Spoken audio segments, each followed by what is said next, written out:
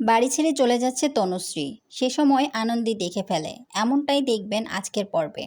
বিস্তারিত জানতে চ্যানেলটিকে লাইক, কমেন্ট, সাবস্ক্রাইব করে দিতে ভুলবেন না। নতুন পর্বে দেখা যাবে তিতির আদির রুমে যায়।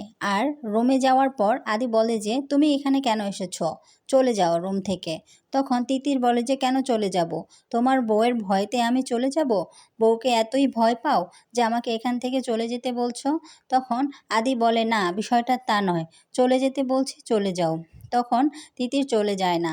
তিতির আদির কলার ধরে বলে, আমি তোকে চাই, আমি তোকে ভালোবাসি, আমি তোর সাথে সারা জীবন থাকতে চাই। তখন আদি ধাক্কা দিয়ে বলে, কিছু জিনিস একসেপ্ট করতে শেখো, কিছু জিনিস একসেপ্ট করলেই সেটা তোমার জন্য ভালো। তখনই সে রুম থেকে বের হয়ে যায়। আর রুম থেকে বের হয়ে দেখে যে আনন্দী সেখানে দাঁড়িয়ে আছে। আনন্দীকে দেখে আদি চমকে যায়, বলে, তুমি তুমি এখানে কি করছো?